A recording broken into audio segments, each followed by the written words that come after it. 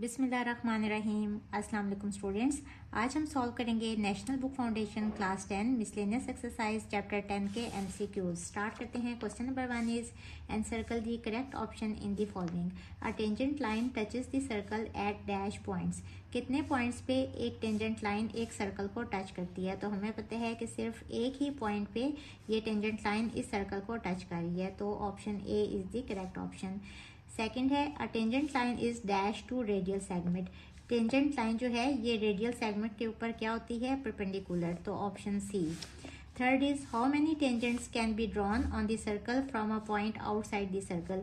ये भी हमने थ्योरम पढ़ा है कि अगर कोई एक पॉइंट है जो सर्कल से बाहर है तो इस पॉइंट से सिर्फ दो ही टेंजेंट्स ड्रॉ हो सकते हैं।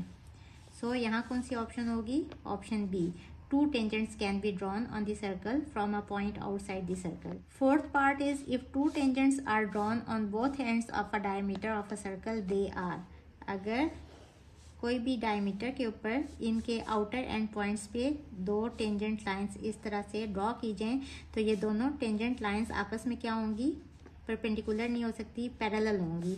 इंटरसेक्टिंग भी नहीं हो सकती और नन भी नहीं हो सकता, तो option B is the correct option. Fifth part is given that radius of a circle is 4 centimetre. एक सर्कल का रेडियस गिवन है 4 centimetre. The distance between two tangents drawn at outer ends of diameter. अगर इसी radius को बड़ा किया जाए तो ये डायमीटर हो गया और इस डायमीटर के आउटर एंड्स पे क्या बनाने हैं? टू टेंजेंट्स, यानी यहाँ और यहाँ। अगर दो टेंजेंट्स, ये थोड़ा ऊपर ड्रॉ हो गया इस तरह से और इस तरह से, अगर दो टेंजेंट्स ड्रॉ करें तो उनके बीच में डिस्टेंस कितना होगा? अब देखें, यहाँ से यहाँ तक क्या है? रेडियस, और यहाँ से यहाँ तक ये भी रेडियस है। दो टेंजेंट्स जो एक डायमीटर के आउटर एंड पॉइंट्स पे ड्रॉ किए हुए हैं, इनके बीच वाला डिस्टेंस बेसिकली क्या होगा? डायमीटर। सो डायमीटर इज 4 + 4 = 8, तो option D is the correct option. Next part is how many tangents can be drawn on the circle from a point on the circle. Circle के ऊपर कोई भी एक point ले लें तो उस पॉइंट के ऊपर कितने टेंजेंट्स ड्रॉ हो सकते हैं? हमें पता है कि सिर्फ एक ही टेंजेंट ड्रॉ हो सकते हैं, so option A is the correct option. Next part is two tangents drawn from a point outside the circle are. अब दो टेंजेंट्स जो कि आउटसाइड द सर्कल कोई पॉइंट है, ये पॉइंट है, यहाँ से अगर दो टेंजेंट्स इस तरह से ड्रॉ किए हों तो क्या ये दोनों टेंजेंट्स आपस में परपेंडिकुलर हैं? नहीं। क्या ये पैरेलल हैं? नहीं। क्या ये नॉट कॉन्ग्रुएंट हैं? तो नहीं।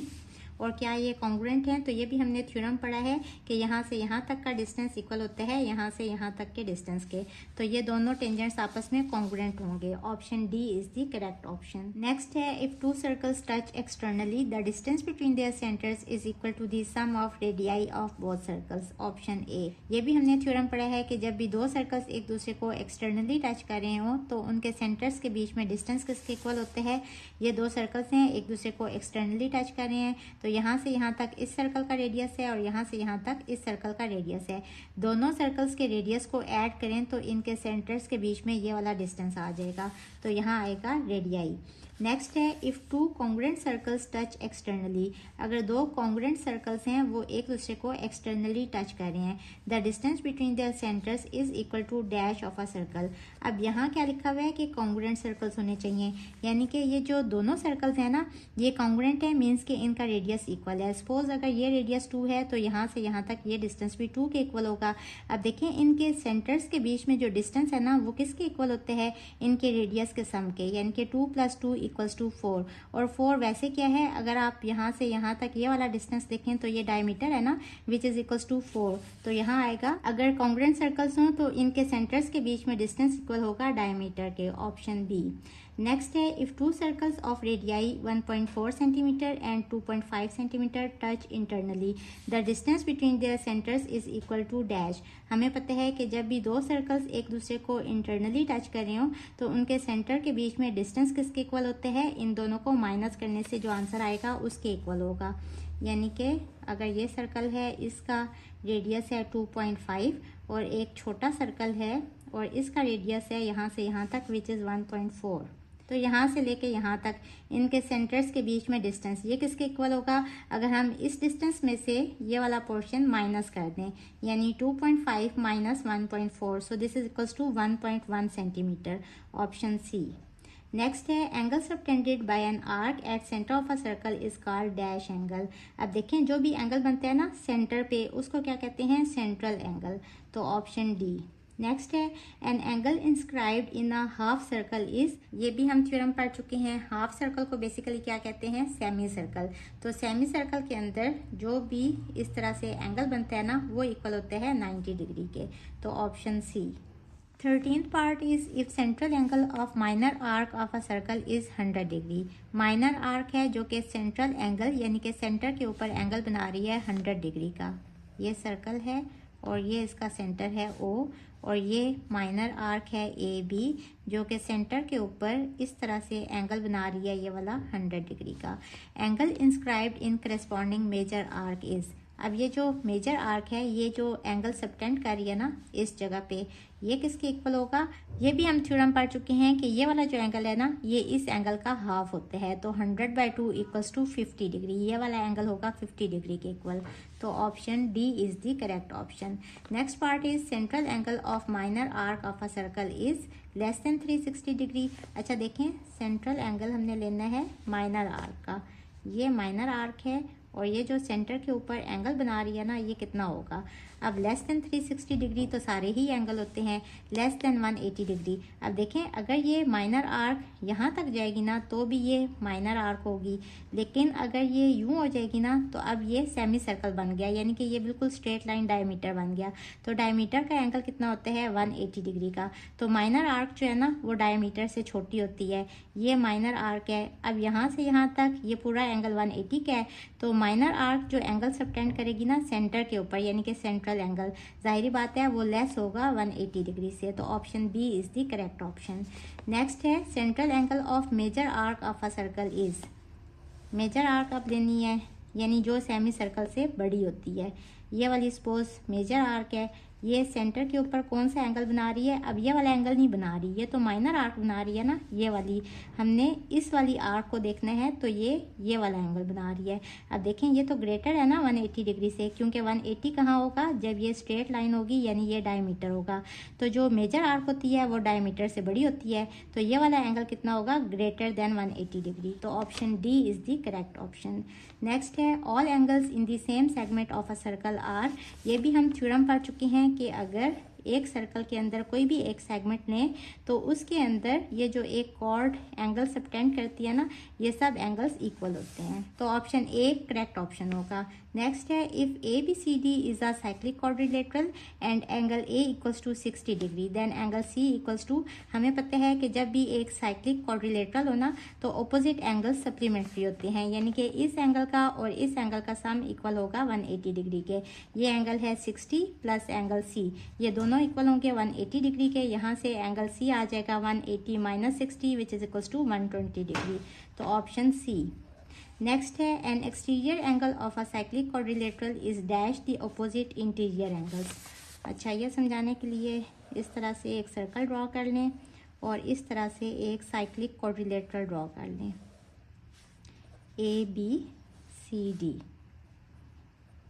अब वो कह रहे हैं कि अगर इस वाले एंगल को देखें और इसके अपोजिट एक्सटीरियर एंगल को देखना है। अब देखें अगर इस लाइन को एक्सटेंड करें ना तो ये वाला एक्सटीरियर एंगल है, सपोज ये वाला एंगल गिवन है 60 डिग्री, तो ये वाला कितना होगा, जैसे हमने इसको सॉल्व किया ये अपोजिट है ना, दोनों का सम इक्वल होना चाहिए 180 डिग्री के, तो ये वाला एंगल होगा 120 डिग्री।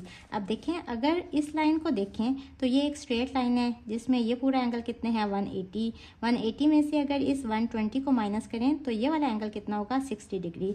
इट मीन्स कि ये वाला एंगल और इसका अपोजिट एक्सटीरियर एंगल यानी कि बाहर वाला एंगल ये दोनों इक्वल होंगे, एक एक्सटीरियर एंगल और इसका अपोजिट इंटीरियर एंगल ये आपस में क्या होंगे, इक्वल, तो option C is the correct option. Next है inscribed angle of a quadrant of a circle is. अब देखें इंस्क्राइब्ड एंगल बेसिकली क्या होता है, क्वाड्रेंट क्या होता है, पहले तो ये देख लें कि जो फोर्थ पार्ट होता है ना सर्कल का उसको क्वाड्रेंट कहते हैं, यानी यहाँ ये एंगल है 90 डिग्री का, लेकिन ये तो सेंट्रल एंगल की बात है और वो कह रहे हैं इंस्क्राइब्ड एंगल, तो इंस्क्राइब्ड एंगल कौन सा होगा, जो भी यहाँ एंगल बनेगा इस तरह से। अब ये एंगल कितना होगा, ये भी हमने थ्योरम पढ़ा है ना कि देखें ये आर्क है, यहाँ जो एंगल बन रहा है ये वाला एंगल इस एंगल का हाफ होता है, तो इसका हाफ ये वाला कितना होगा 45 degree. So option A correct option होगी। नेक्स्ट है in the figure angle theta is equal to, ये वाला एंगल है थीटा, ये किसके इक्वल होगा। अब हम पढ़ चुके हैं कि ये देखें ये एक आर्क है और अगर इसको इससे ज्वाइन करें तो ये एक कॉर्ड बन रही है और ये कॉर्ड इस सेगमेंट में जितने भी एंगल्स बनाएगी वो सब इक्वल होंगे। ये एंगल 47 है तो ये वाला एंगल भी इक्वल होगा 47 डिग्री के। तो option D is the correct option. Question number 2 is in a circle whose diameter is 12 centimetre. एक सर्कल है जिसका डायमीटर है 12 centimetre. There is a central angle whose measure is 90 degree. Central angle यानी कि centre के ऊपर एक angle है जो है 90 डिग्री का। यहाँ से पता चल रहा है कि ये एक क्वाड्रेंट का एंगल होगा, क्योंकि देखें क्वाड्रेंट का ही एंगल होता है ना 90 डिग्री का। ये वाला एंगल गिवन है कि ये है 90 डिग्री का। अ cord joins the end points of the arc cut off by the angle. ये जो एंगल है ना इसके अलोंग ये जो आर्क है ना इसके एंड पॉइंट्स को अगर ज्वाइन करें तो ये एक कॉर्ड बन रही है। Find the length of the chord, हमने इस कॉर्ड की लेंथ फाइंड करनी है। हम इस वाले पॉइंट को लेट कर लेते हैं ए, इसको कह लेते हैं बी और सेंटर को कह लेते हैं O. Since diameter of a circle given है 12 सेंटीमीटर और हमें पता है कि रेडियस किसके इक्वल होता है, इसको अगर डिवाइडेड बाय 2 करें और रेडियस क्या है ओ ए, ये भी रेडियस है और ओ बी ये भी रेडियस है, which is equals to 12/2 which is equals to 6 centimetre. तो ये वाला डिस्टेंस भी आ गया 6 सेंटीमीटर और ये वाला डिस्टेंस भी आ गया 6 सेंटीमीटर। अब चूंकि ये वाला एंगल गिवन है 90 डिग्री का, मीन्स के ट्राइंगल ए ओ बी एक राइट एंगल ट्राइंगल है।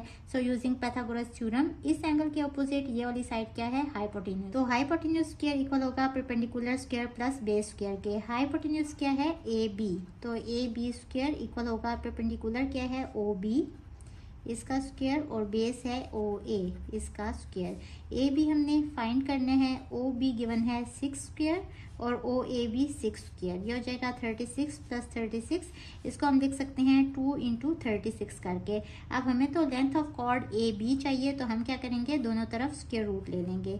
यहाँ स्क्वायर रूट से कट जाएगा और यहाँ 2 इंटू 36 का स्क्वायर रूट। 2 जो है ये स्क्वायर रूट के अंदर ही आ जाएगा और जब 36 का स्क्वायर रूट लेंगे तो 6 स्क्वायर रूट से बाहर आ जाएगा और साथ में यूनिट आ जाएगी सेंटीमीटर की।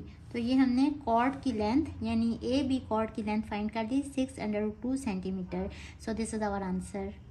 Question number 3 is the diameter of a circle is 20 centimetre long. इस सर्कल का डायमीटर गिवन है कि ये है 20 centimetre and a chord parallel to it is 12 centimetre long. एक कॉर्ड है जो इस डायमीटर के पैरेलल है। आपकी मर्जी है, आप इस जगह पे भी कॉर्ड ड्रॉ कर सकते हैं और इस जगह पे भी इस तरह से एक कॉर्ड ड्रॉ कर सकते हैं। और ये कितनी लंबी है 12 सेंटीमीटर, यानी कि यहाँ से यहाँ तक ये डिस्टेंस है 12 centimetre. Find distance between the chord and the centre of the circle. ये सेंटर ऑफ सर्कल है, यहाँ से हमने इस कॉर्ड तक ये वाला डिस्टेंस फाइंड करना है।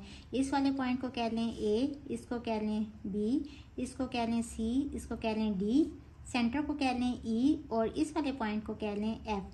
अब जब भी हमने दो चीज़ों के बीच में डिस्टेंस फाइंड करना होता है ना, जैसे कि सपोज एक कमरा है, इसकी छत और इसके फर्श के बीच में डिस्टेंस अगर फाइंड करना है मीन्स के हाइट, तो वो इस तरह डिस्टेंस भी नहीं होगा, वो इस तरह वाला डिस्टेंस भी नहीं होगा, बल्कि वो इस तरह से परपेंडिकुलर डिस्टेंस होगा। मीन्स के ई एफ जो है ना ये यहाँ 90 का एंगल बना रही है। तो हमें पता है कि ई एफ जो है चूंकि ये परपेंडिकुलर लाइन है तो ये सी डी के ऊपर परपेंडिकुलर होगी। मीन्स के ये हम थ्योरम पढ़ चुके हैं चैप्टर 9 में कि अगर ये लाइन इसके ऊपर परपेंडिकुलर है तो यहाँ से हम कह सकते हैं कि एफ बाइसेप्स सी डी। इसका क्या मतलब हुआ कि एफ जो है ना इसने सी डी लाइन को 2 इक्वल पार्ट्स में डिवाइड किया है। तो अब हम ये वाला डिस्टेंस फाइंड कर सकते हैं, यानी कि एफ डी किसके इक्वल होगा, सी डी डिवाइडेड बाई 2 के इक्वल होगा। और सी डी लेंथ गिवन है 12, तो 12/2 which is equals to 6 centimetre, यानी कि एफ डी ये वाला डिस्टेंस आ गया 6 सेंटीमीटर। अब अगर आप ई को डी से ज्वाइन करें तो ये देखें सेंटर ऑफ सर्कल है और ये इस सर्कल के ऊपर एक पॉइंट है। तो एक पॉइंट से सेंटर ऑफ सर्कल तक ये कौन सा डिस्टेंस होता है, बेसिकली ये रेडियस होता है। हमें पता है कि since diameter equals to 20 centimetre, so radius किसके इक्वल होगा, रेडियस बेसिकली क्या है ई डी, ये होगा 20 divided by 2 which is equals to 10 centimetre. ये वाला डिस्टेंस इक्वल आ गया 10 सेंटीमीटर के। अब हमें पता है कि ट्राइंगल ई एफ डी एक राइट एंगल ट्राइंगल है। In right triangle E F D using Pythagoras theorem इस एंगल के ऑपोजिट ये वाली साइड हाइपोटेन्यूज है, इसका स्क्वायर, इक्वल होगा परपेंडिकुलर स्क्वायर यानी कि ई F square plus base square यानी कि एफ डी स्क्वायर। अब यहाँ सिंपल वैल्यूज पुट कर देंगे। ई डी की वैल्यू है 10, तो 10 का square equals to E F. E F हमने फाइंड करना है क्योंकि ये डिस्टेंस है between chord and centre of circle, plus F D ये क्या है इक्वल्स टू 6 सेंटीमीटर, तो 6 स्क्वायर ये हो जाएगा 100 और ये हो जाएगा 36। इसको इस साइड पे ले आए तो -36 equals to E F square. यहाँ से आ जाएगा E F square equals to 64। दोनों तरफ स्क्वायर रूट ले लेंगे, यहाँ स्क्वायर रूट से कट जाएगा तो ई एफ इक्वल आ जाएगा ±8 सेंटीमीटर। और चूंकि डिस्टेंस कभी नेगेटिव नहीं होता तो -8 को इग्नोर करेंगे तो ई एफ इक्वल आ जाएगा +8 सेंटीमीटर। और ई एफ बेसिकली क्या है, this is the distance between chord and center of circle equals to 8 centimeter. So this is our answer. Question number 4 is in a cyclic quadrilateral ABCD with sides A equals to AB. एक cyclic quadrilateral है यानी कि इसके vertices इस circle की boundary के ऊपर हैं और ये ABCD है with sides A equals to AB। A equal है AB साइड के, B equals to BC। B जो है ना ये BC के इक्वल है। यहाँ BC ये वाला पॉइंट अगर इसको C कर लें और इसको D कह लें, C equals to CD। C equal है CD के and D equals to DA। D है DA के equal and diagonals P equals to AC। P diagonal है AC के इक्वल और Q है इक्वल्स टू BD डायगोनल के इक्वल। BD इक्वल है Q के। We can express diagonals in terms of sides as P into Q equals to A into C plus B into D। ये formula इन्होंने खुद ही दे दिया है, ये डायगोनल्स को मल्टीप्लाई किया है तो उन्होंने कहा कि ये इसके इक्वल है। फाइंड Q, हमने Q की वैल्यू फाइंड करनी है। If A equals to 4 centimetre, B equals to 5, C equals to 6 centimetre, D equals to 3 centimetre and P equals to 8 centimetre. ये सब वैल्यूज हम यहाँ पुट करेंगे। A है 4 इंटू C की वैल्यू है 6 प्लस B की वैल्यू है 5, D की वैल्यू है 3, P की वैल्यू है 8 और Q की वैल्यू हमने फाइंड करनी है। तो ये हो जाएगा 8Q इक्वल्स टू 6 4 ज़ा 24 प्लस 5 3 ज़ा 15। इन दोनों को ऐड करें तो 39 आ जाएगा। यहाँ से Q आ जाएगा 39 डिवाइडेड बाय 8 और इसको सिंप्लीफाई करें तो इसका आंसर आ जाएगा 4.875 और साथ में यूनिट आ जाएगी सेंटीमीटर की। तो बस हमने Q की वैल्यू फाइंड करनी थी, ये हमारा आंसर आ गया। स्टूडेंट्स चैप्टर 10 आज ख़त्म हुआ। होप आपको पूरे चैप्टर की अच्छी समझ आ गई होगी। अगर आपको किसी भी चीज़ की समझ नहीं आई तो आप मुझे इनबॉक्स कर सकते हैं। जाने से पहले मेरे चैनल को लाइक, सब्सक्राइब और शेयर ज़रूर करते जाएं। इसके साथ ही मुझे दें इजाज़त। अल्लाह हाफिज़।